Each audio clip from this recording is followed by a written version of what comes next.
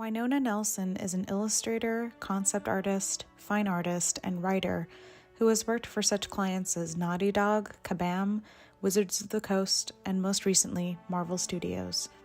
Noni illustrated her first children's book, which was published by Scholastic this month, and is currently writing and illustrating her creator-owned comic called Cut Flowers. Join us today for this inspiring conversation about Noni's career and the stories that inspire her work. Welcome everyone to our latest episode of Painted in Color. My name is Eric Wilkerson. I'm joined by Mia Araujo and Lauren Brown. Today, our guest is Winona Nelson, otherwise known as Noni. She is an illustrator, a fine artist, a concept artist, children's book illustrator, and she is joining us here today. We're so grateful to have you join us for this interview. How are you? Very good, thank you. Sorry, I think I distracted everybody with my cat. I'm sorry. So you started out. Where did you go to school? First off, where did you study?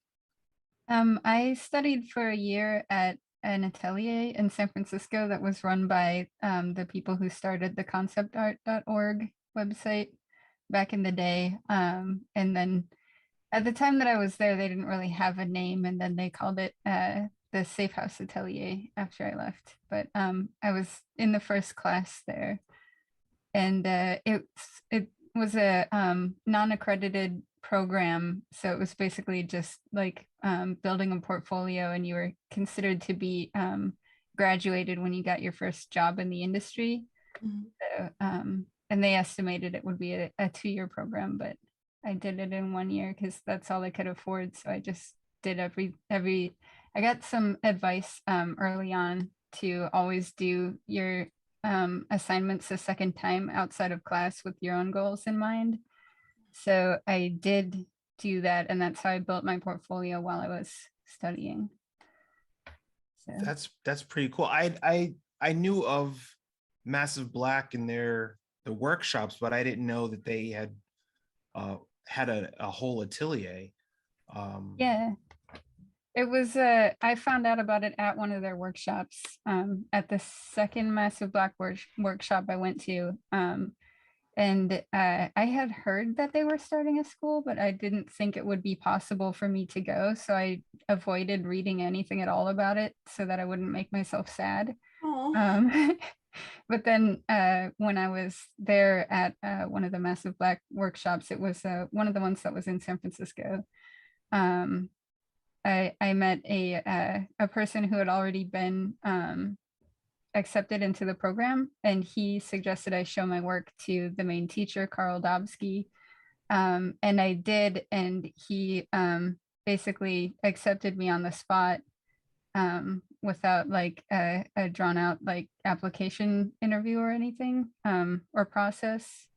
And I guess that's not how they typically did it for everyone else. So it was pretty special, I think. Were you fresh out of high school at the time, or? No, I was 23. I was about to turn 23, and I had been self-taught up until then using like forums like conceptart.org and other online programs, or not programs, but like tutorials and things, because this was like back in the days before there was very much internet classes and stuff that you could do.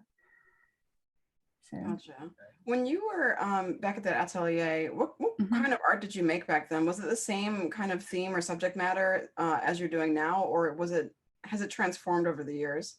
There's definitely things that have stayed the same over the years. Definitely, like one of the things that's always been a big motivator for me is depicting people of color and depicting queer people in my art. And it used to be one of those things that I was afraid to say out loud because it would be so like laughed at by the straight white dudes, saying that I was pigeonholing myself and stuff. So I kind of like hid that work while I was at the atelier, even though I was paying my way my tuition and everything from a job that I had for a gay comics publisher. And like, so if I mentioned it at school, I had to kind of like laugh about it so that it would be like not too scary for the straight dudes, I guess. So,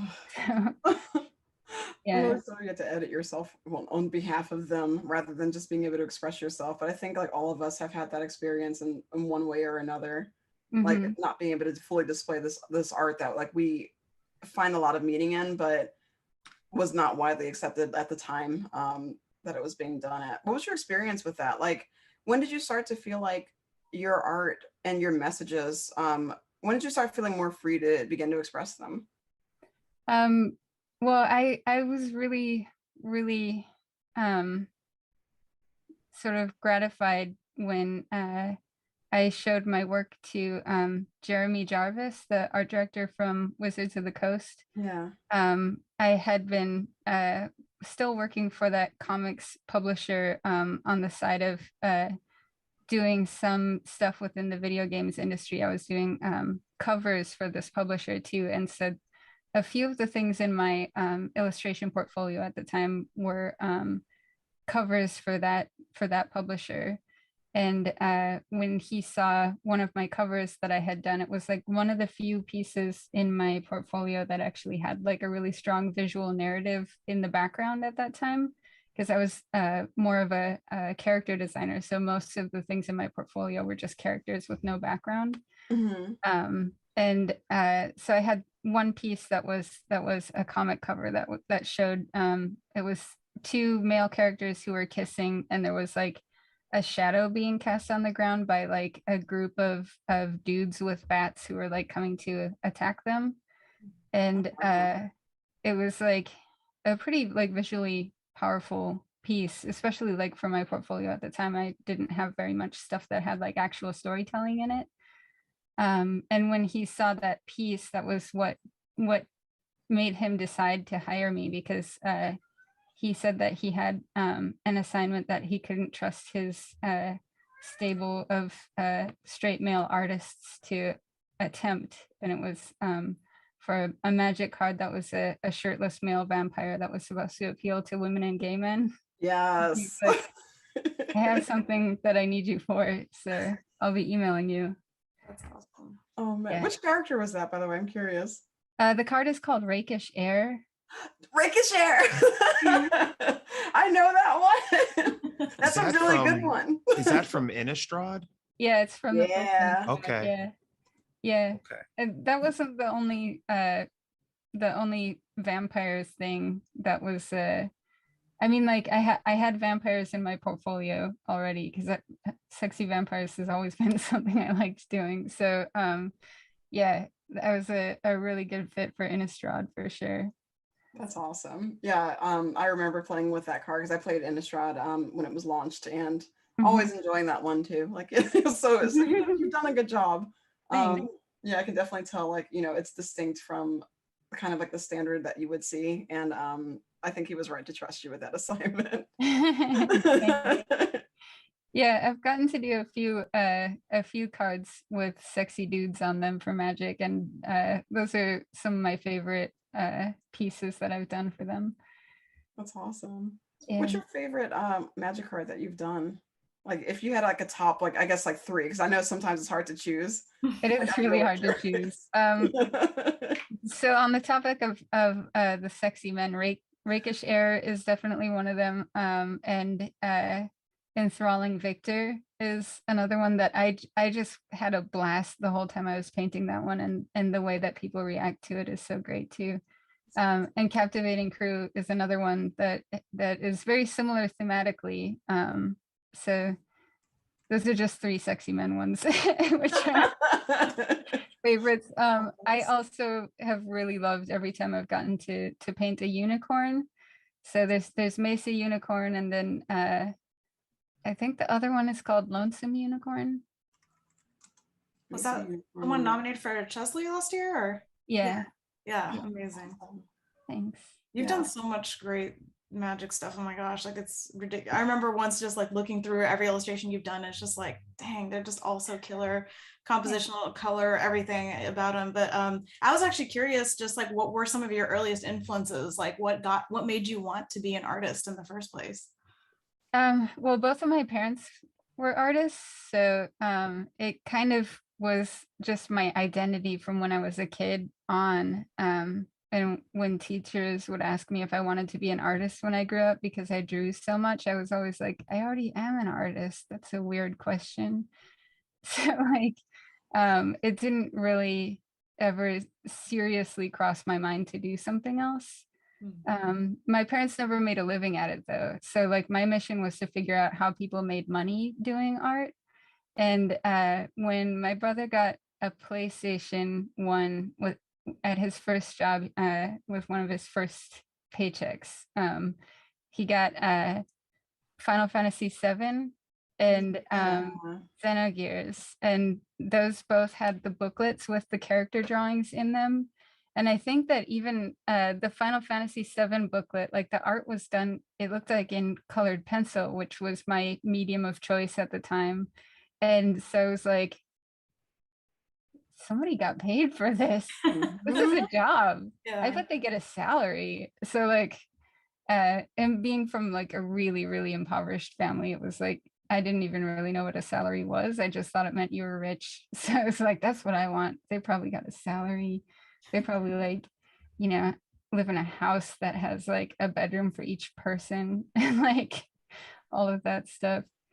So so I set out to try to figure out how to do art for video games. And there wasn't really any information about doing that online yet at the time when I was a teenager, but I did find some forums about how to get into doing art for comics. And I really liked comics too. So I went down that route first because I found more information about it just from the get-go. And then when conceptart.org rolled around, that was when I really found out what a portfolio was supposed to have in it and started doing pieces to work toward that goal. And for our any younger audience members watching this, 2001, I guess, was the launch of one of the biggest concept art forums online and attracted illustrators, concept artists from video games, movies. Everybody was on there. One big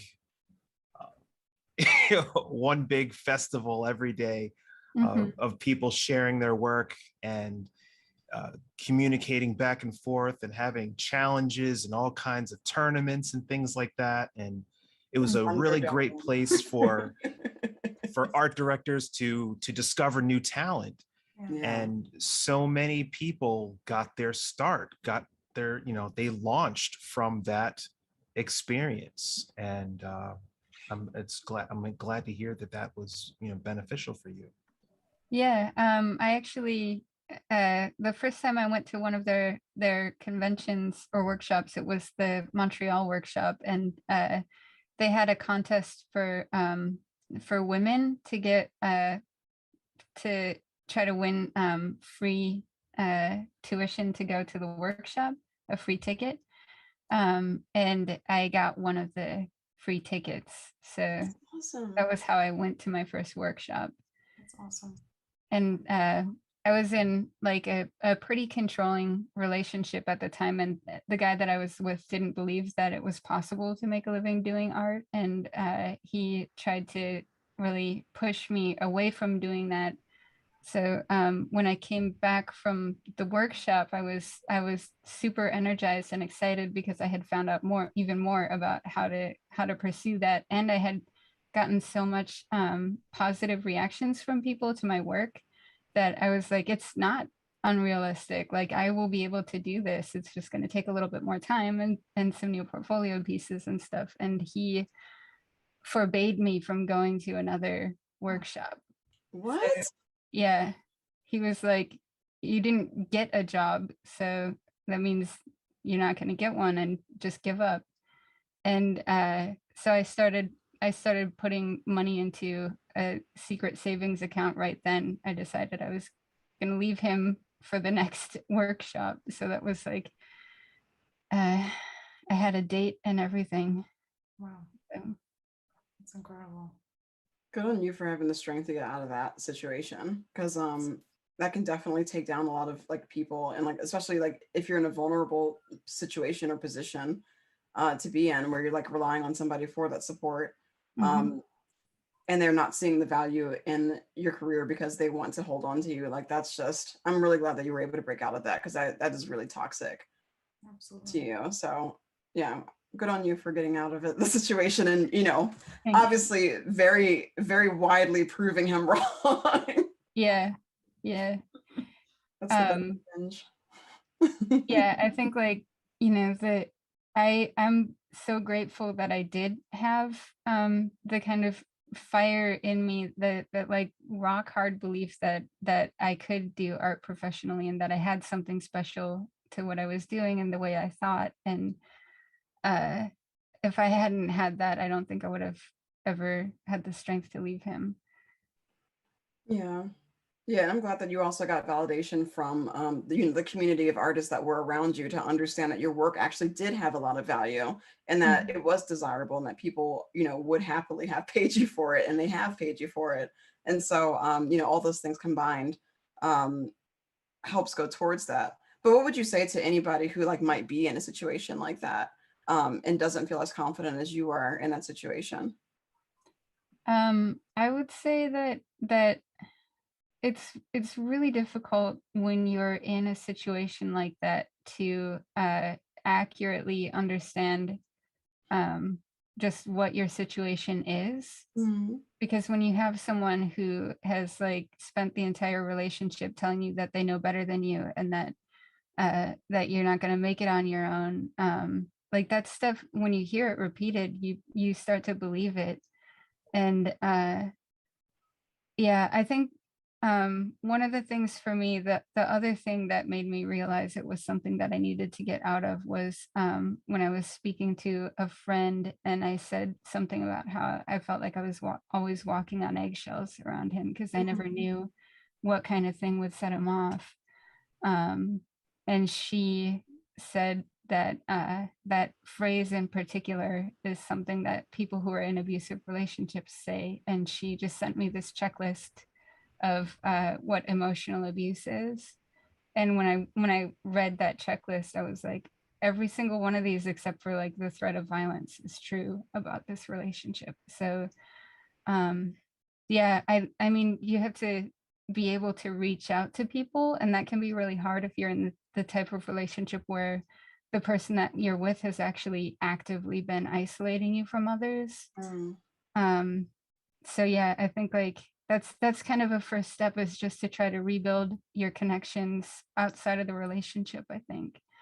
So yeah, and I mean, if it's just like a family thing, like if the family is not supportive of your artistic goals, that's another thing that's really hard. Yeah.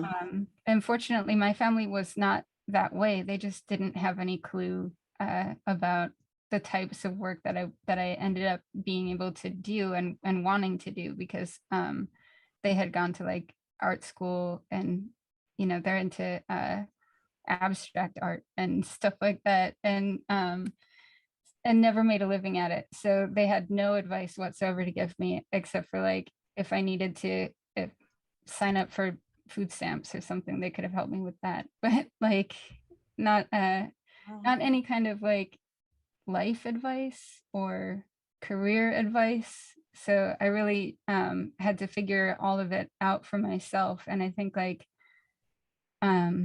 in a way, I just knew that I had to be kind of ruthless about it, and like leave my family and leave the guy that I was with, just cut the connections, and go plant myself somewhere new, somewhere with opportunities.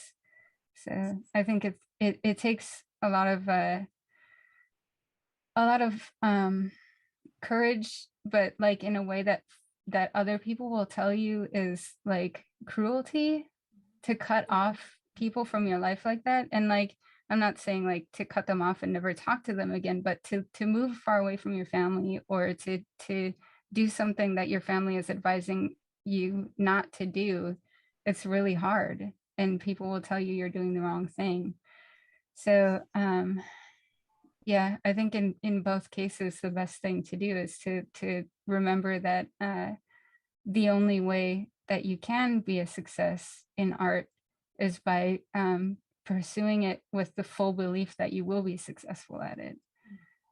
And there's many, many, many ways to be successful at art. Like, I've worked in so many branches of art, so many different kinds of art, and there's there's no set one path. Like, every person who becomes a successful artist who can support themselves on their income from art, or who is making art that is fulfilling to them, each person has a totally different path. Yeah. So it just takes a lot of individuality and like kind of selfishness, I guess some people would call it, but it's really like, if you take care of yourself, you will be able to take care of others, but you can't take care of anybody if you're not taking care of yourself. Yes. Absolutely. Yes. That's wisdom right there. Yeah, like I love everything you said about that. Even just the path, I feel like I was always just like thinking there was one right way to pursue art, and I always felt like I always did it wrong. And so I think that what you just said is like, so many young artists need to hear that, because we tend to see more now on social media what seems like the right way to pursue an art career, or what seems like the right time to get success. And I just don't think that's ever been true. That's been kind of a lie from the beginning. And I'm so glad you had the courage to just stick to what you wanted, and like you said, the belief that you could succeed at it, like even through the rough times. So I just find that super inspiring. Thanks. Yeah. A lot of people definitely think that where they end up is like where they're going to stay forever. And that's like so incredibly not true. And I think your career is a testament to that. You can do a lot of different things and be a successful artist. So like, let's talk about that for a little bit, because you've been through a lot of different kinds of fields, like, like concept art, illustration, teaching, comics, like fine art, digital, traditional media. And so like, I want to know more about that and what it's like to be in so many different sectors of art.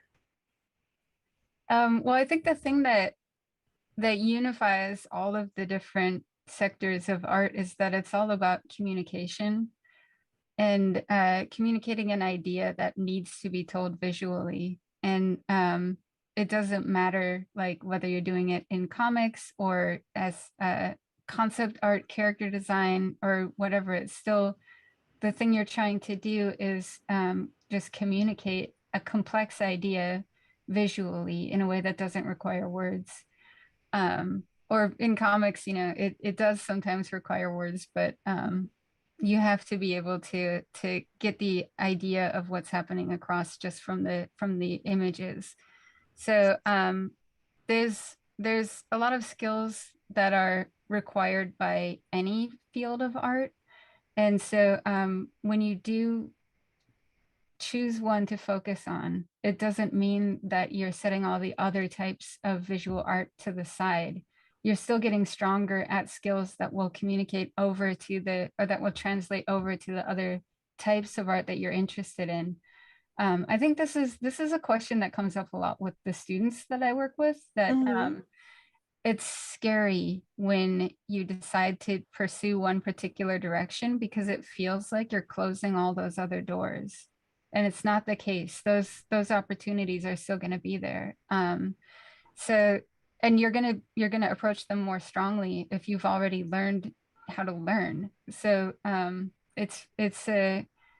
think it's something that people don't think about, how each field of art does require dedicated study and a deep understanding of the things that are particular to that field of art, like visual storytelling for comics versus doing the same thing in storyboards for film. They're different versions of the same skills, but you have to use those skills in different ways to get those things to be successful. And I think that a lot of people are afraid that when they choose a path, that it means that they are possibly losing out on something else, and it's not the case. there's so much knowledge that that's useful for all of the different fields of art that you're learning, just trying to get better at one. Like if you're learning to do illustration, so you do like a really, really deep and hard study of like anatomy. You're going to use that in any other field of art that you approach. Trying to learn how to draw acting and facial expressions for comics comes it comes in so handy for character design, for storyboards, for all kinds of things, for illustration, for everything. So like so much of it is just figuring out how to really capture emotional states and moods. And those are things that you can do sometimes a lot better with visual art than you can with words. I forgot what your question was. I just rambled on. I mean, I think you mostly answered it anyway. So like that's Okay. You switched into teacher mode. Yeah, it was great. Yeah. I loved it. Yeah, it was just like now we just spill information, right? Yeah. No, it's fun. It's fun hearing you say that because I also teach and I give the same kind of lecture, and at a certain point we can't help it. Like we it's in us, and we we have to say it. But Yeah. no, it's very true. But It's amazing how much of teaching is just like helping people not be scared. Yeah. Because it is scary. Trying to do something that feels like it says so much about your worth as a person when you show your work to somebody, and if they don't react the way you want them to, it's really hurtful. So yeah, it can be a really scary thing, but it's the absolute most gratifying thing there is too, when you get the communication to work. So I feel like that's what being a stage actor or any kind of performer must feel like. It feels so brave and vulnerable to be like, here I am, everyone look at me, watch me rip my heart out on stage. Like it feels like I'm doing when I create and when I write and stuff. And so yeah, but it's so gratifying because you put yourself out there when it does work, when it does land. But yeah, I'm curious how you got to that point though. Like, was there something that clicked, or were you always just kind of, interested in doing that and putting yourself out there? I think for me, part of it is just that being a person of color and assigned female at birth, that like I was kind of not told directly to my face, but I was told by society that I wasn't worth paying attention to when I was a kid, and that was really damaging, I think, in a lot of ways. And so in order to get people to pay attention to what I was doing, like I knew that I had to make it unusual and special and worth noticing.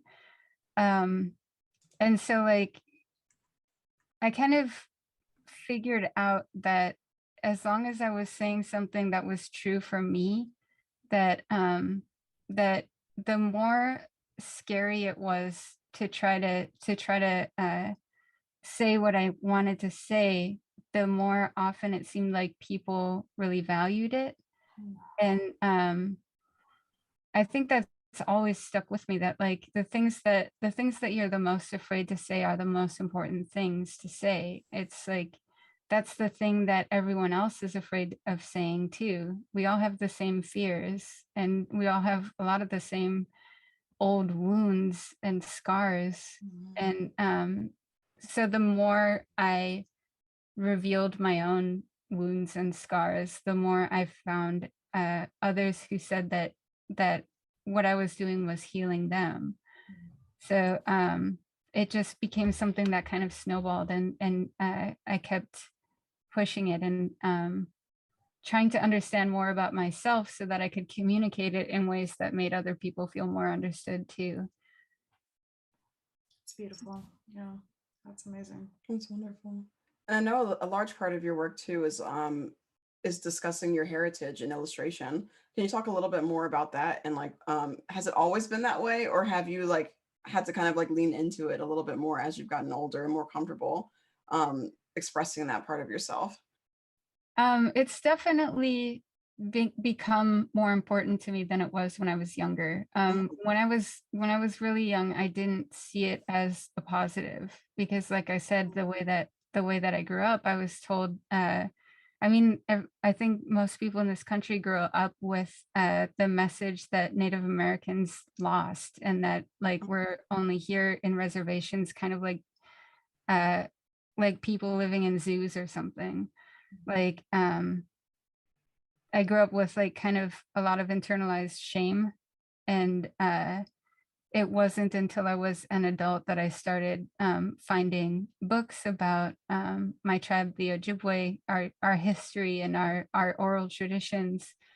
One of the things that's really tragic with a lot of people who are from a Native American background is that there's a generational like cut that happened with most people's families, where the children were taken away from their families and raised in boarding schools or put in white foster homes, which is what happened to my father.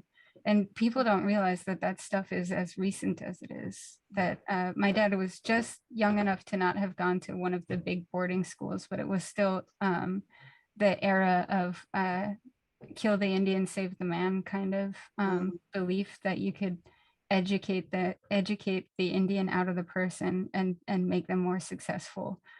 So his family was broken up, and he was sent to live first at a Catholic orphanage, and then went to a white foster family. And he had siblings that he doesn't even know their names. He had 3 siblings that are just a mystery to me.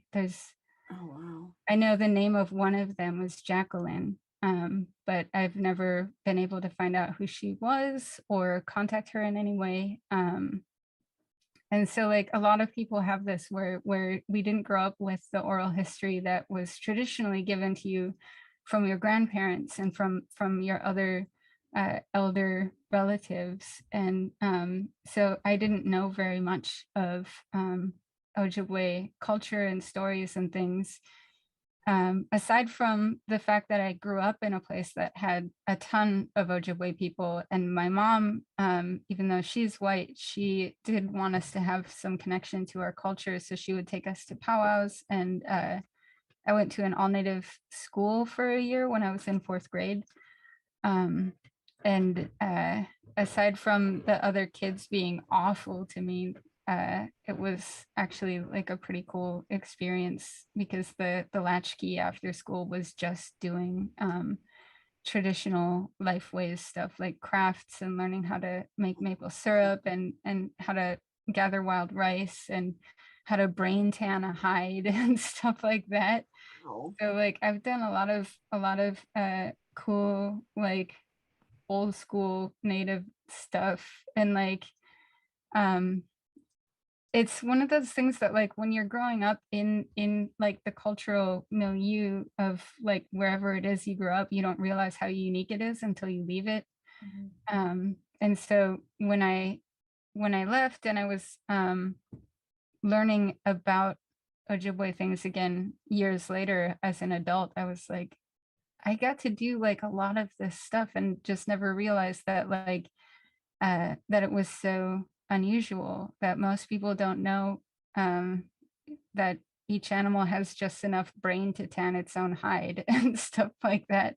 Like this comes up in the class that I teach a lot too, that a lot of people don't think about putting their own background and their own sort of geographic location and stuff into their works because they don't think it's special, because that's just their environment. That's what's all around them. So it doesn't ping you as being something special until you actually get specific enough for someone else to notice that it's really different from what they're used to. So I'm always encouraging my students to like get more specific and bring in some of their background or something about the place they live or something about their family or something like that, making it more specific, because those are the things that make people who share your culture feel really seen, and the people who don't share your culture feel like they're learning something.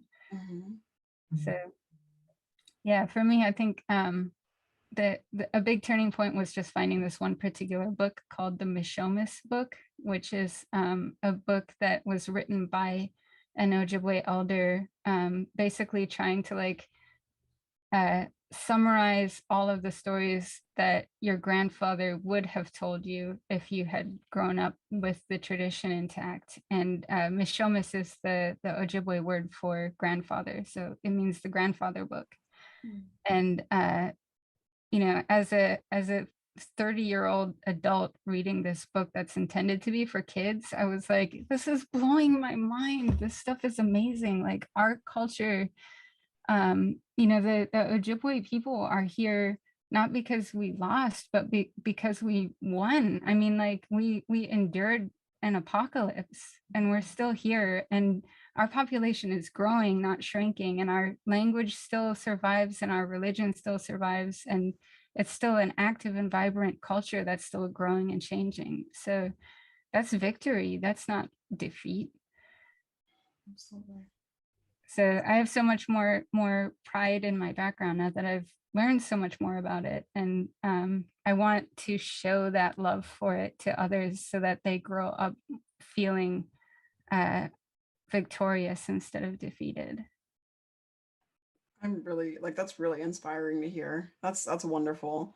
And I feel like just in a lot of artists of color, you know, I feel like a lot of people are now like being a lot more emboldened to share their backgrounds and where they come from and who they are in their work and in their art. I think a lot of it is like social media kind of playing a part. That's like, hey, like these people who are from all these different backgrounds are all around us. If only you would just look. And I think people are like realizing it's like, oh, like, wait, like I'm special because I am, you know, from this different background. Like you might not know about me, but let's like have you learn something through my art, through my work, through my, you know, my story. And I'm really happy that like for all the bad that social media can do, like the good is that it enables much more of a platform to be able to share and to be able to reveal, you know, a little bit more about who each artist is and who each person or creator or anybody is. And so I'm curious if that's helped at all, or if that's like supported, you know, like what you've been able to share, or you know how you get the message out there. Sorry, can you say the question again? I need to rephrase it because yeah, I lost the beginning part of it. Oh no, you're fine. I'm curious if social media at all has helped with you know, feeling empowered to share the message, or to you know, kind of like share more of your heritage with you know, the rest of your audience. Yeah, it definitely has. And the more loudly I proclaim my heritage, the more it comes back in the form of people looking specifically for someone of my background for jobs and that kind of thing. So like, I think that, you know, there's a certain amount of anonymousness that happens to you on the internet if you're not careful. If you don't like shout out what you are and who you are, everyone just assumes everyone is a white male. Yeah. And that's been true since the beginning of the internet, and it still happens. So you have to you know, put a photo of yourself or like put it in your Twitter handle or whatever. And so like making sure that that's always something that's very loudly declared on all of my social media has been both making it easier to network with other Native American creatives, and for clients to find me for work that they need a Native voice for. So social media has been fantastic for that, for building the community, and for sort of being ready when the world finally caught up to me, I guess. Because like publishing industry in the past 2 years, like ever since the beginning of the pandemic, and then when things got when things became really difficult with all the you know, the police shootings and the protests and everything, like the publishing industry really changed because of that. And they stopped just saying that they wanted diverse voices and actually started hiring diverse voices on purpose. And so if anyone watching this does not already have their racial background as a part of their description of themselves online, you should add it, because people are looking for diverse voices. And specifically in children's books, yeah, more so than adult well, fiction. book covers too. Book covers. Book covers. Book covers, children's books. More and so really, than adult sci-fi. Fiction too. It's just that publishing books moves more slowly than hiring people for children's books. So like, but yeah, I think there's like a revolution happening with that. There's an explosion of even adult literature that is by people of color, by queer people, and all of that stuff. So yeah. I feel like it's hitting every industry, because it was apparent in games and animation too. Mm-hmm. People are like actively using the Twitter hashtags. We just had Abel on the show, and Drawing While Black. Like a lot of clients have found me through that, and like other hashtags people are using, I am POC in play, and like visible women, and like all these different ones that like they're these like companies and publishers, and everybody is like realizing that like, oh, one of the parts of the problems was that we didn't actually have diverse talent in the places that we actually needed to affect. And I'm really glad that that upheaval has helped them realize that they actually need to hire this talent and that we are out here. Because like there used to be an excuse of like, oh, we just can't find anybody. It's like now that's not really an excuse anymore. So I'm really glad that that's changing. And speaking of children's book, you have a children's book that you're working on. Can you tell us more about that? I have a children's book that just came out, actually. Yay! Share it with the class. Awesome. Which is about the history of how Thanksgiving came to be a holiday. And it's spelled that way because back in the day they didn't have like spelling rules, and even the governor of Plymouth went back and forth between spelling it with an I and a Y. So I guess they wanted it to have that more old-timey feel, just even in the title.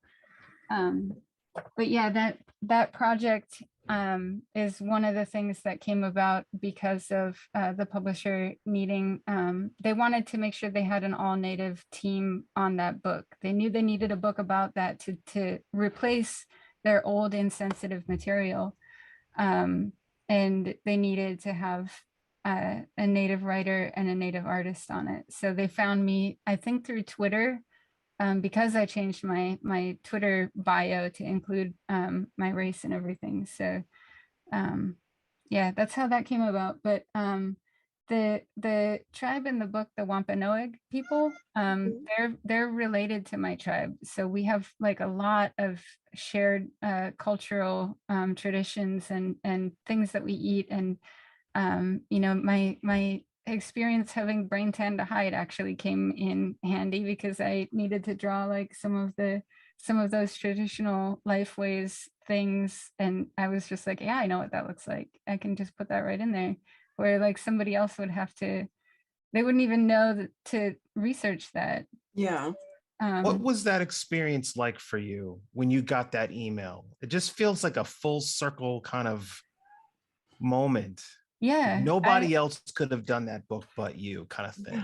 Yeah, I mean, I seriously I felt like I don't know, like some part of me had been like asking the universe for that or something, like my whole life. Like I've been looking for that moment of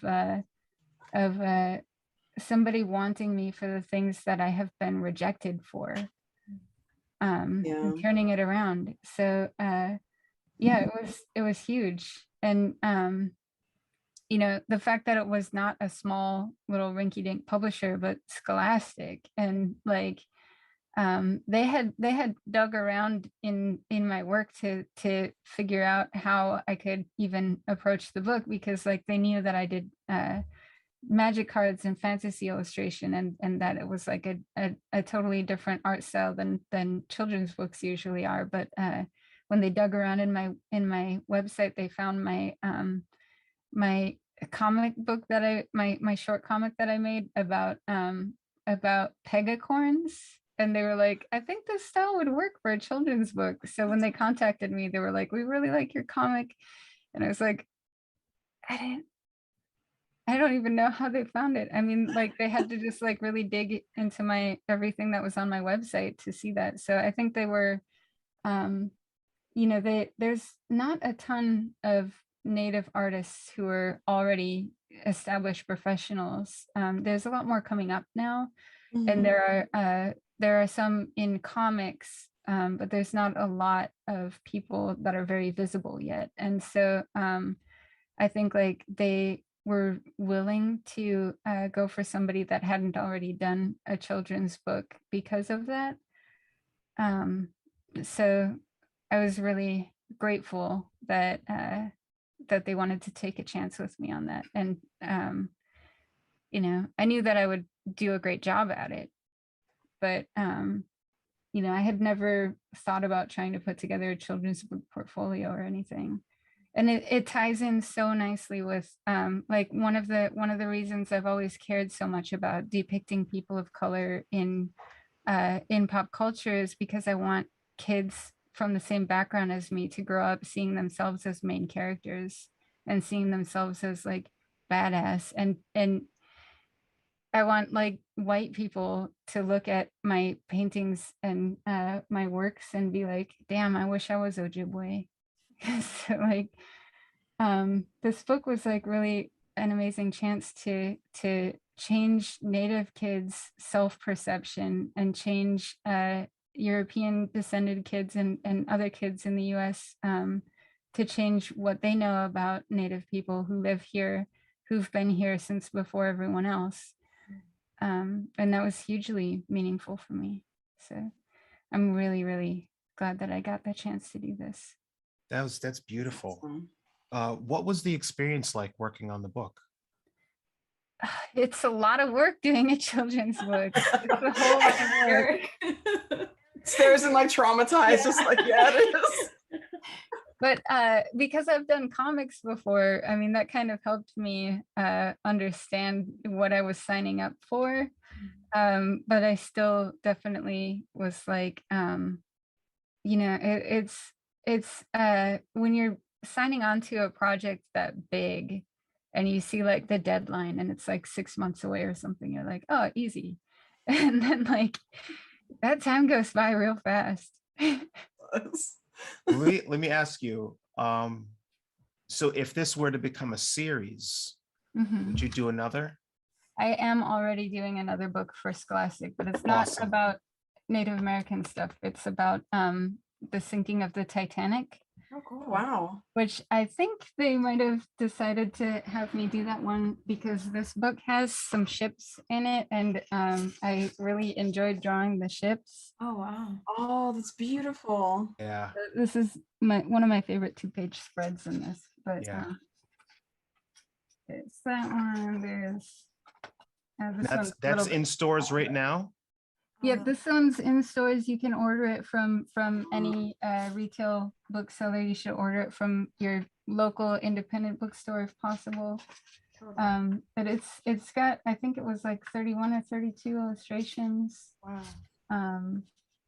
I forget exactly how many, but they were really fun to draw. This is some of that stuff that like the lifestyle is very similar to Ojibwe things. Like the dwellings are pretty similar. These are called witus, which I'm not sure if I'm saying that correctly, but it's like a slightly different shape of our dwellings that are called wigwams, but built in a really similar way. There's another double page spread in here that I want to show you too, because it's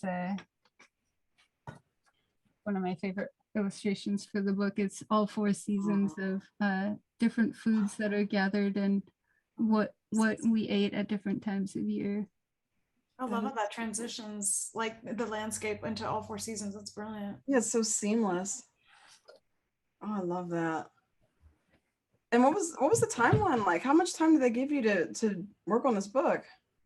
I think it was about 6 months. It was just 6 months. God, that's short. It might have been longer than that. I might be thinking of like yeah, I don't know. I don't remember exactly. I just remember that I spent probably like the first 2 or 3 months not doing anything, and like kind of just thinking about that I was going to be working on this, but I had a lot of other work going on too. Yeah. And this was one of the things that was like I can't turn that down, because like I wrote down in my goal planner the kind of work I want to be doing, and this is more of that than the other jobs I've got. So so yeah, I really wanted to put everything into these illustrations that I could, and so I felt a little bit intimidated about it, and it made me kind of avoid it for the first half of the time that I had. And then I think because I had kind of gotten myself into this even higher pressure situation, I finally like busted past that block that was kind of freezing me, and moved really quickly through the rest of the book. And one of the things that I was really happy to be able to do was that so my father passed at the beginning of 2020. I'm sorry. Yeah, it was really difficult, but I put him in one of the illustrations in this like final illustration of an Indigenous Peoples Day parade. You can see you can see me in there with my long hair and glasses, and then my dad is the guy next to me in the baseball cap. Oh, that's awesome. That's awesome. Yeah.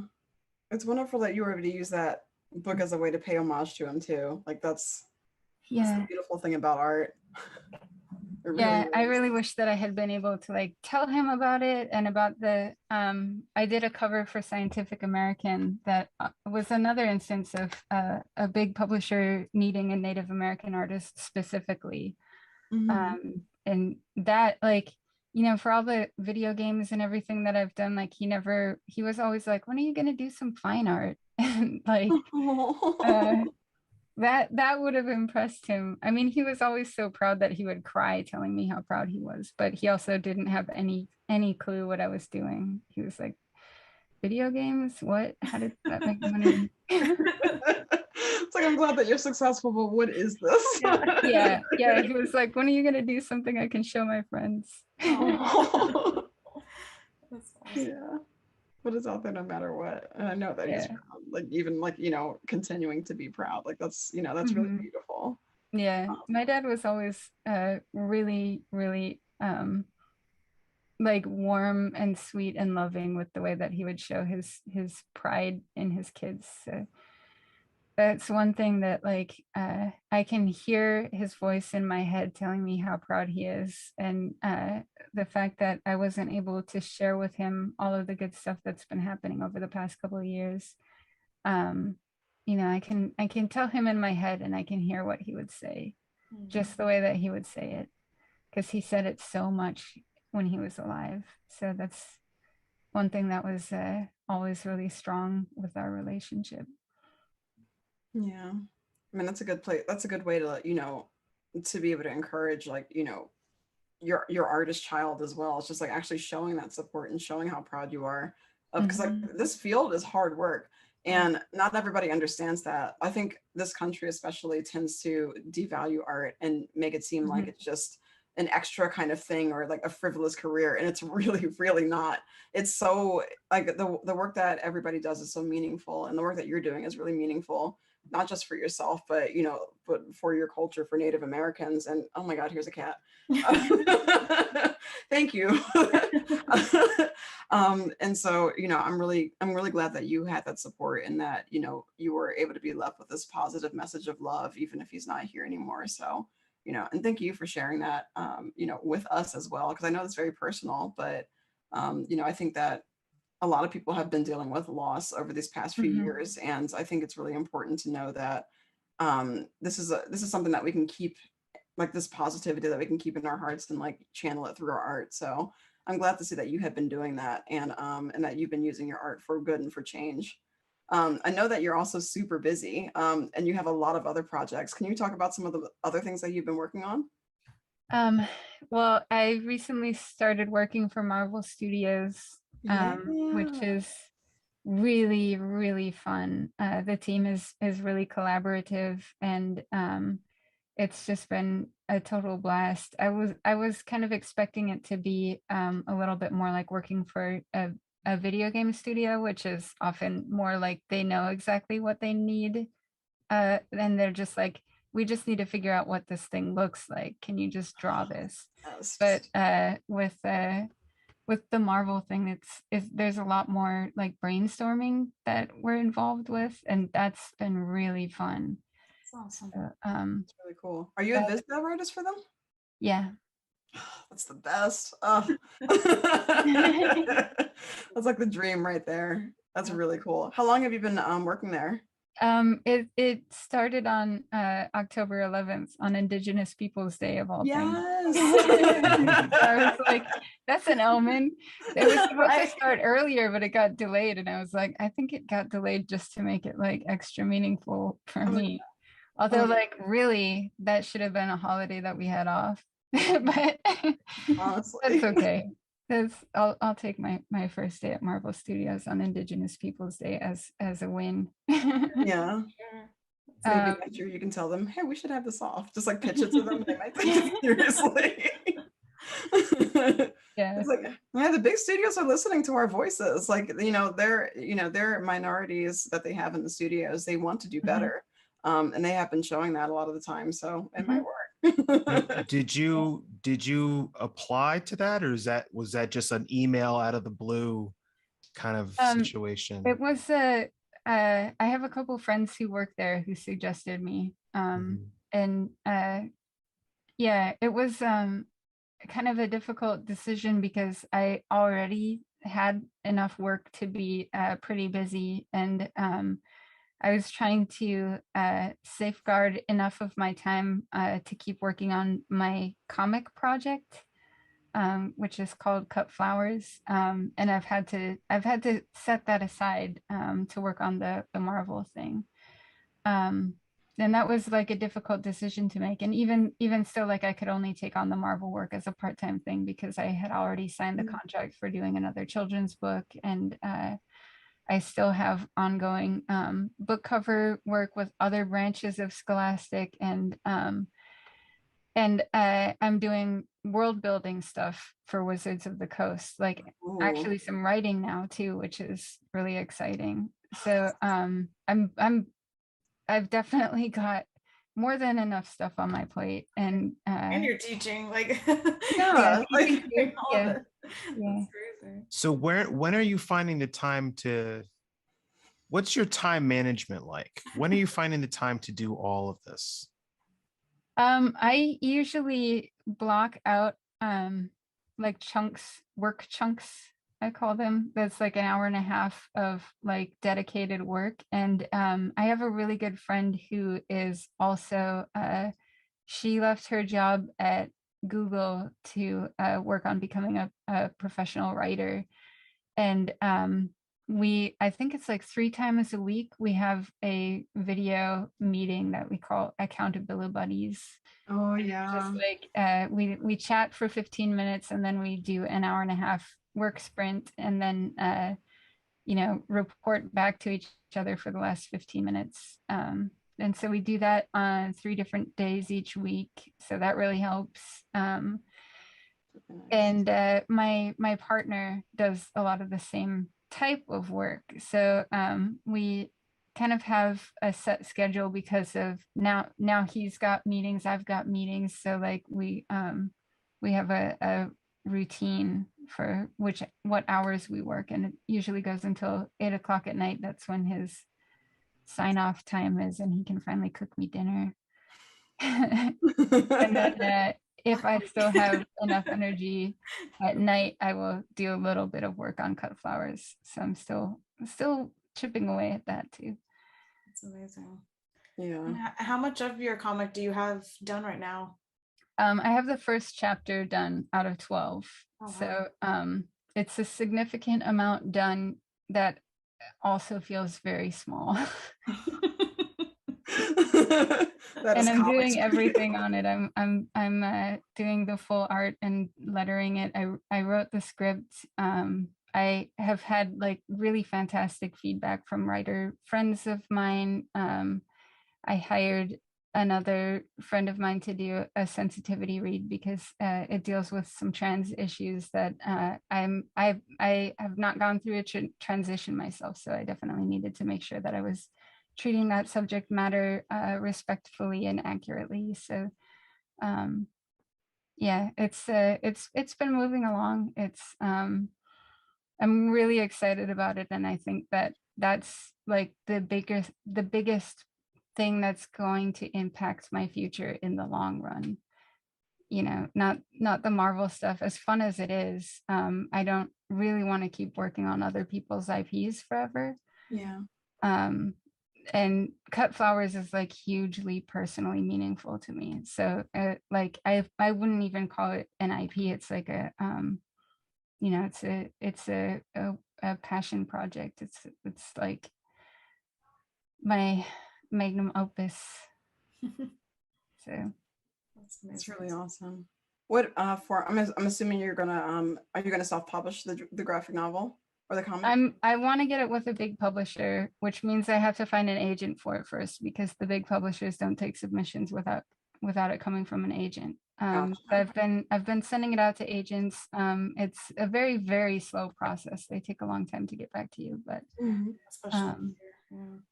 yeah, so far I've gotten one rejection, and it was a really, really nice rejection that was super encouraging. So that's good. They just said that it was breathtaking, but they don't know enough about punk rock to be a good guide for the project. So I mean, that's pretty encouraging. She also said to like, if I have any more projects I'm working on, to send them to her. So that's like, that door is still open. So that's cool. But yeah, I want to publish it as a graphic novel and have it come out through bookstores, because I want people to experience the whole story all at once, rather than as like single issues where they'll get like bits and pieces and might come in the middle of the story and not get the context and all of that stuff. So Yeah. it's a big project. It's going to take probably 2 or 3 years before the art is finished. So I've got lots of time to find the agent and the publisher for it, really. If you, well, when you find the right agent, I know that HarperCollins is thirsty for graphic novel content from people of color. That's good to know.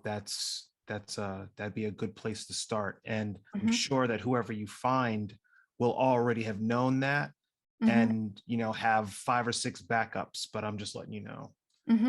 Yeah, that's that's definitely good start. to know.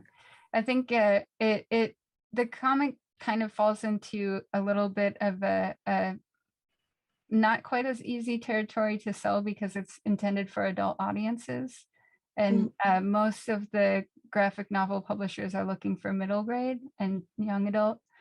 So yeah, but there are publishers that want to publish adult graphic novel material too. So. Well, we had a guest on earlier this year, Tim Fielder, who was doing a graphic novel, which I believe was published by HarperCollins as well, about an immortal Black man.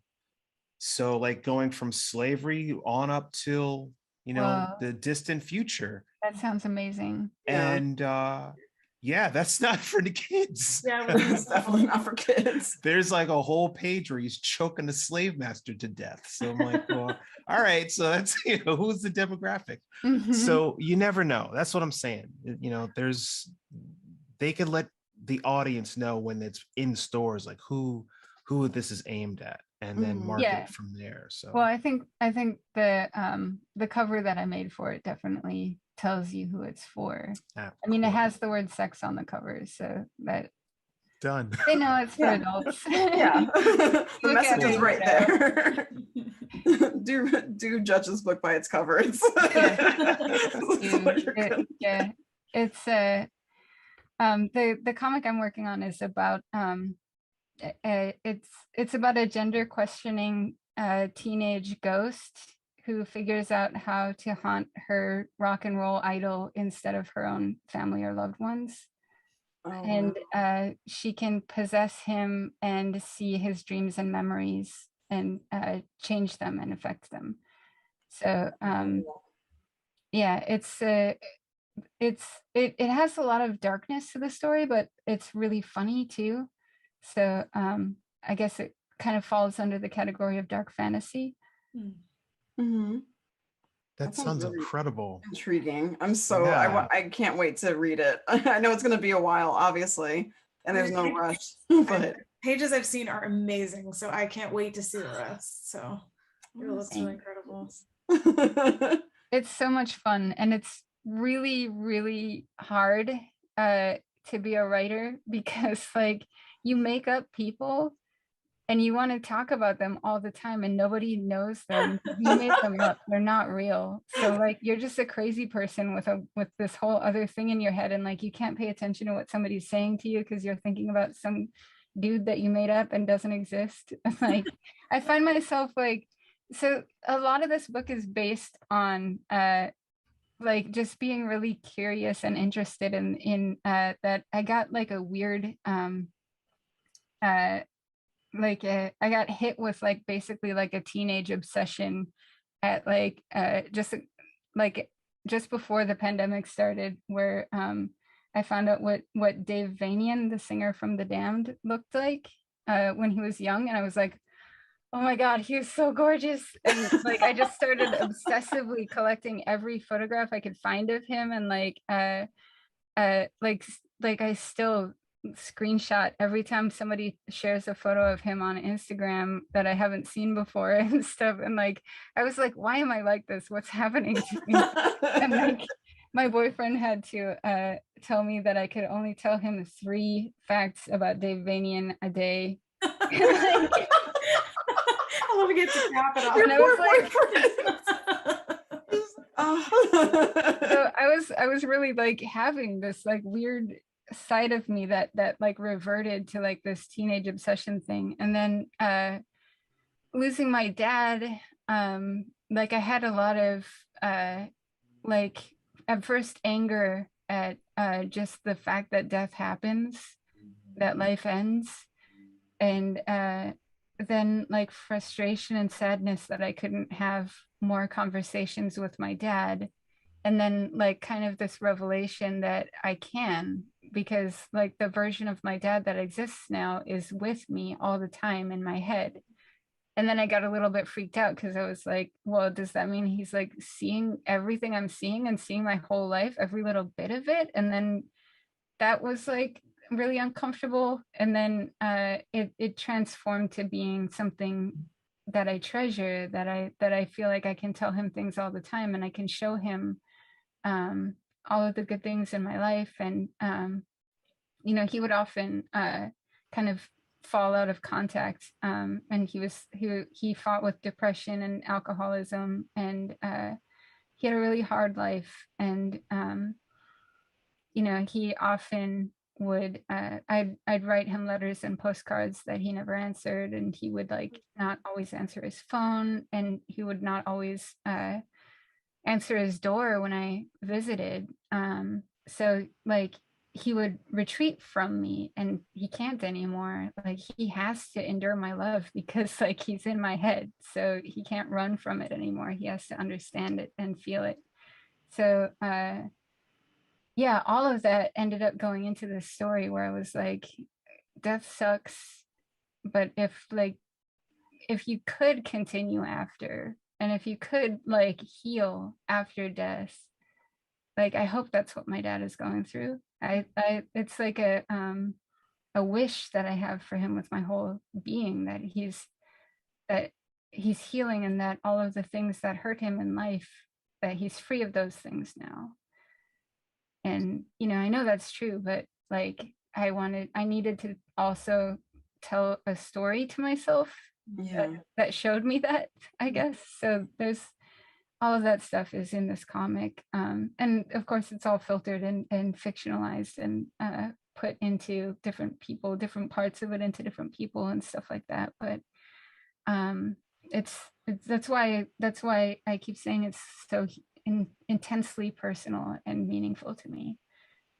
But that's the best kind of work when it is that personal, and you can, I mean, just hearing you talk about that just gives me the chills. And it, you know, it's like when I can feel that connection in someone's art, like that's the kind of art I want to see in the world. And that's the kind of art when people connect with it, that you know it's real. And it's why we do this every day, you know. Yeah. So. Yeah. And I'm glad that I have already been talking about stuff that I can barely say without crying before starting this project, because like this is like the advanced version of like just bearing everything and you know, trusting that that it'll find its audience and that people will find it as meaningful as I do. I think they definitely will too, because it's so personal. People just naturally resonate with it, even if they don't know the full story behind where this idea came from.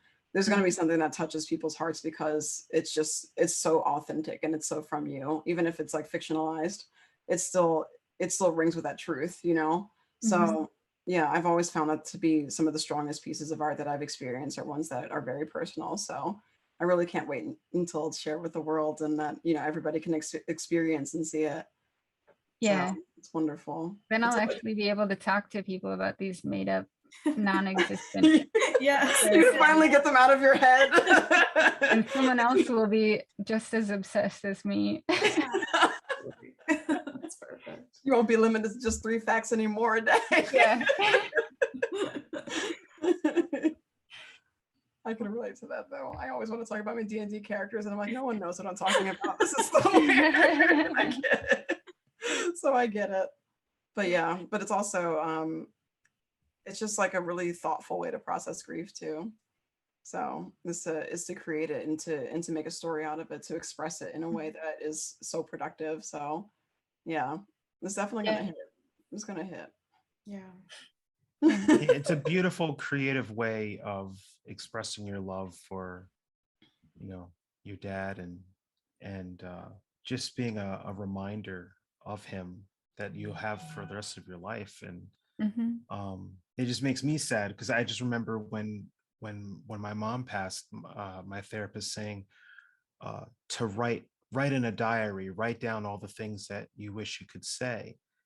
And you're making a full blast like graphic novel and pouring yourself into it, and that's just so beautiful. But yeah, that's what we're here for. That's what it's all about. Not just to work on everybody else's IPs or you know, their card games or whatever. It's you know, what do you leave behind? What do you want to say? What do you have to say? And you know, if that's more important, that's got to be more important than anything. And I know that there's so many young artists in the beginning of their careers that haven't reached that point in life where they feel like they have something to say. They're just chasing that next dream, that next goal. But you know, once they've experienced that, then they say, wait, you know, let me get this off my chest, or let me get this out of my head, you know, onto a canvas, into a book, or whatever it might be. But it's I'm happy that you know, you're at that point in life, and you know, where everything is happening for you, and you know, it's well deserved. So that's very cool. Thanks. Yeah, I feel like you know, all of the time that I've spent working for other people and all of the different projects I've worked on and all of the skills that I've developed over the years, like all of it has been beneficial to my ability to pull off this project. So yeah, I think like you know, I kind of have always approached my career and the kinds of work that I will do for people with like a really kind of a hardline attitude of if it doesn't match up with my worldview, I am just going to reject it and not work for that client. And early on, sometimes it did make it difficult to well, it never really made it difficult to find work that I felt okay doing. It just made it so that I couldn't take some of the jobs that some of my friends were doing, like for card games that definitely were giving feedback, like, can you make the titties bigger and stuff like that. Like, I would just quit jobs that did that to me. So yeah, it was always something that that was a priority to me, to make sure that the jobs that I was taking at least didn't work against the change that I wanted to make in the world. And as I got more experience and more exposure and more connections, I was able to find better and better fits for what I wanted to do.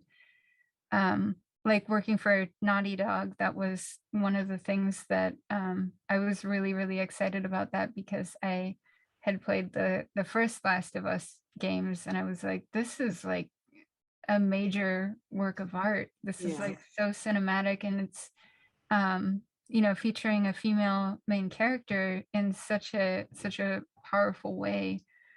So when I got to work on stuff for Naughty Dog, and then on Last of Us 2, it was like really, really exciting and validating that like the choices that I'd been making and that I'd been expressing to my friends who have now climbed up the ladders at the businesses and companies that they work at and are in hiring positions, like they know my stance and they know to hire me for the things that they want to have that that integrity to. So yeah, I think it's always been something that helped my career, even though all the white guys early on told me to stop doing that, and like that it wasn't going to get me anywhere. They didn't know what they were talking about. So not at all. Yeah, we walked similar paths. I think we've all walked that same path, had the same people tell us, why are you doing that? You need to do this. You know, and at some point you realize that's bullshit. And I need to express myself. I need to represent people that look like me in my art and see where it takes me. And what I was curious about is, do you see other or have any other Native American illustrators reached out to you, or you know, at the start of their careers, but have you seen any others coming up that your career could be seen as an example of where they could go? Yeah, I think so. There's definitely some Native artists that I've found on Twitter, like through the hashtags and through people sharing and retweeting, that I think are super talented. And I think one of the things that seems to be like I don't have an exhaustive knowledge of every Native artist who's working toward the goal of working in the kind of work that I'm doing, but I've been seeing a lot of people who are doing character designs in like more stylized directions, or kind of bringing like an anime and Native thing together, or like there's a lot of like more stylized stuff that I've been seeing that's like really exciting, and that I think the illustration industry has been getting more open-minded to different kinds of styles as well. So it's exciting to see, and I think it's really cool that like when I was coming up, I wanted to get really good at realism, because I thought that like if I was good at that, nobody could question whether I was good at art. And I think it's a good thing that the Native artists that I see coming up are like hanging on to more of a graphic style, or more of a stylized way of painting, because I think it shows that maybe they're a little bit more confident than I was. And not to say that I don't like where my art has gone and the direction that I've gone, because I've always just been so excited about trying to really realistically capture acting and emotion and really real looking people. But yeah, I don't see anybody who's like doing exactly the kinds of things I'm doing. And I think I'm always keeping my eyes open and trying to find more and more Native artists. And they're definitely out there, and there's some really incredible ones. So it's exciting to see. But That's awesome. Are there any hashtags that you know of on Twitter or anywhere else that people can follow if they're looking for Native artists? yeah, I think like variations on the word indigenous and the letters NDN. I don't know any just off the top of my head, but those are two that get shared around. So yeah, I don't know the specific hashtags, but usually when there's other hashtags going around for artists of color, Indigenous people will be in on that. And you know, especially during Indigenous Peoples Day and American Indian Heritage Month, which is happening right now. So there's been a lot more like sharing and retweeting and stuff like that going on. So I'm finding new people, like a few every day. So yeah. That's awesome. Yeah, Awesome. it's really exciting. So I have had some people reach out to me via emails and stuff like that over the years, but it's always been like really few and far between. So I think that it's becoming a more known possibility for Native people than it used to be. And I think that change is happening fast, and that the amount of young Native artists I'm seeing is huge. And I'm really, really excited about that, because it used to be so lonely. Like I couldn't even, yeah, I mean, I've met like a handful of other Native artists who are even in the fantasy and illustration world. And it's been very small, so I'm glad to see it growing. that's fantastic. Well, thank you so much. I think this is a good place to take us out. Before we go though, do you have any advice for anybody listening who might want to get their start in their career or want to have a more authentic career? Because you shared so much about your life and about your story, and thank you so much for it. And I think that your career is a shining example of what being authentic to yourself and being true to yourself can get you. And so you're definitely reaping the benefits of a successful career because you have stuck to that. So what's your advice to people listening who might want to do the same? I think that my biggest advice is just to always keep moving and to keep making more and more art, and to share it, to show people. Find those hashtags and connect with other creators that are people of color, and you know, do everything to boost other creators of color, because that comes back to you. They'll boost you too. And it's all about the community. And so while you're working on your professional skills and bringing the level of your artwork up, you can simultaneously keep working on building the community and creating that network for yourself, so that when you are ready to share your work and ready to look for specific opportunities, you'll have people that have come up alongside you who are invested in you and who are paying attention to what you're doing. And you know, those connections will be really, really important to have later on. So it's never too early to start sharing your work, because even if the people that you're connecting to are also fellow students or whatever, those people will end up getting work in the industry and end up becoming art directors and end up being people who are hiring, or people who know of opportunities who can pass your name on. So I think there's like tons of information about how to work on your foundational skills and how to make better illustrations and all of that stuff.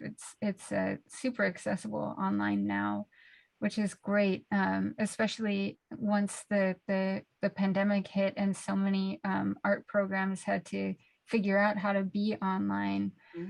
That just like accelerated the amount of information that's available for increasing the professionalism of your work. So yeah, it's always a two-pronged thing. You need to create the work, and you need to share the work and make sure that the people who know about opportunities are seeing that work. So they're both important. Awesome. Well, thank you so much. I really appreciate, and we all appreciate you taking the time to share your story with us. This has been fantastic. And so, and thank you also to everybody who's listening. Make sure to like, comment, and subscribe if you enjoyed the content, and look at the rest of our channel. And also join our Facebook group, Painted in Color Discussion group on Facebook, if you're interested in talking more with artists and just joining the community. But thank you again, Winona, and we'll talk to you next time. Bye, everybody. Thank you so much. Thanks for having me. It's been great.